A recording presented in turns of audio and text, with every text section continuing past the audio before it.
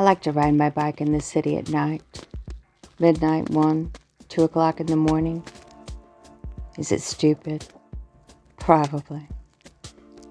Before I met him, only one thing had ever happened.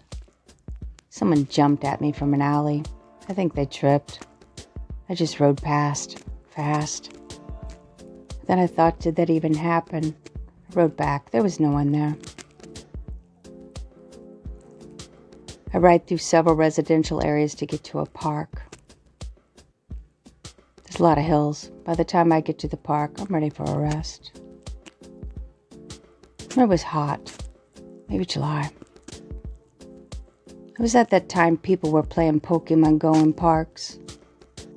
There'd be people at midnight walking around the park, staring at their phones, pointing their phone at the inside of the park, pointing their phone at the sky, pointing their phone at the street, the cars.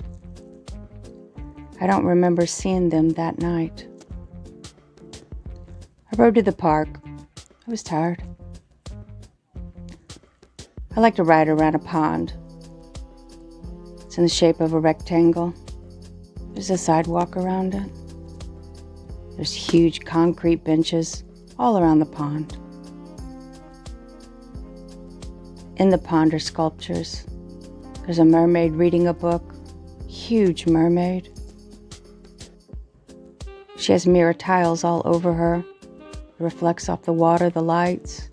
There's always frogs singing. I pulled off the street to get on the sidewalk around the pond. I saw a man sitting on one of the benches. And I thought twice, turn around and leave. But I didn't. Within a few feet of him, I made eye contact. I smiled. He smiled back. He was facing the mermaid. I just coasted past him a few feet, and the bike stopped. And I fell forward, and I realized he had grabbed the back tire. I fell over, and the man was on top of me. And I screamed, and I punched, and I kicked him, and I grabbed at him. And there I realized this man was strong. This man was abnormally strong. And I felt dripping water on me, dripping something on me. It's like the man was melting into me. And I couldn't get a hold of him. He was wet. I was wet. It was hot. And he smelled of rot. And I looked at the man, and it wasn't a man. His eyes were huge, glowing yellow circles. Where there should have been teeth, there was rows and rows of fangs.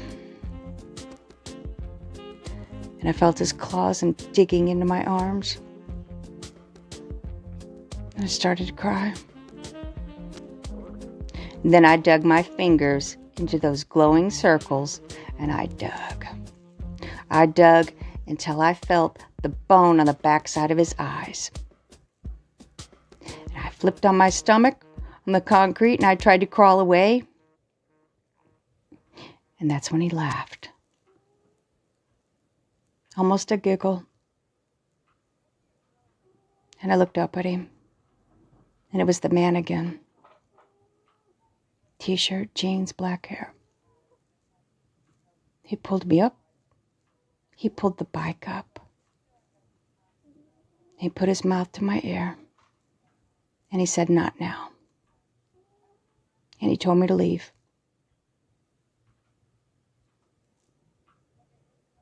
I've almost convinced myself it never happened.